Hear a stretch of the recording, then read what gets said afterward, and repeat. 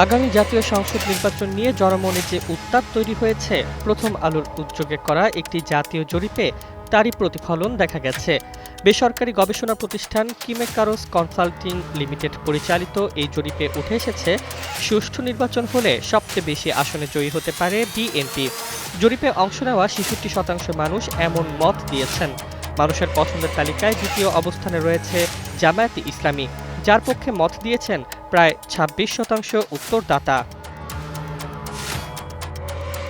স্বৈরশাসক এরশাদের পতনের পর ৩৫ বছরে বিএনপি ৩বার ক্ষমতায় গেলেও সাম্প্রতিক ২টি বিতর্কিত নির্বাচন বর্জন করে দলটি।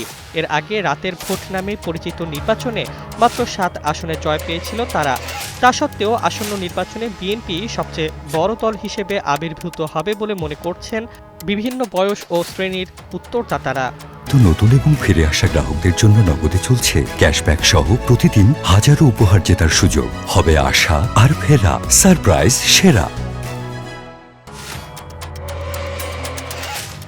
জামায়াত অতীতে কোনো দ্বিতীয় বৃহত্তম দল না হলেও জুলাই গণ অভ্যুত্থানের পর তাদের রাজনৈতিক সক্রিয়তা নতুন মাত্রা পেয়েছে। বিশেষ করে দলটির ছাত্র সংগঠন ঢাকা বিশ্ববিদ্যালয় সহ ৪ বিশ্ববিদ্যালয়ে ছাত্র সংসদে নিরঙ্কুশ জয় পাওয়ায় তাদের জনপ্রিয়তা নিয়ে আলোচনাও বেড়েছে। জরিপের তথ্য বলছে, একটি উল্লেখযোগ্য অংশ মনে করছে এবার জামায়াত বড় চমক দেখাতে পারে। অন্যদিকে কার্যক্রম নিষিদ্ধ থাকা আওয়ামী লীগের পক্ষে মত দিয়েছেন মাত্র ৭%-এর কিছু বেশি মানুষ। জুলাই অভ্যুত্থানের পর দলটির শীর্ষ নেতাদের বেশিরভাগই পলাতক বা বিদেশে আশ্রয় নেওয়ায় রাজনৈতিক মাঠে তাদের উপস্থিতি নেই বললেই চলে।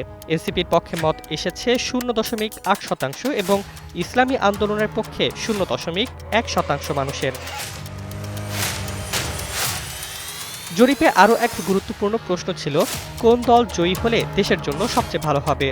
উত্তরে ৫৭.৫% উত্তরদাতা বিএনপিকে সেরা মনে করেছেন।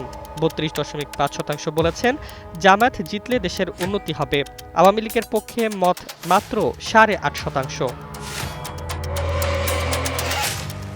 দেশের ৫টি নগর ও ৫টি গ্রাম, আধা শহরাঞ্চলের ১৩৪২ জন মানুষের মতামতের ভিত্তিতে তৈরি এই জরিপের নির্ভরযোগ্যতার মাত্রা ৯৯%। অংশগ্রহণকারীরা সবাই প্রাপ্তবয়স্ক ও সম্ভাব্য ভোটার।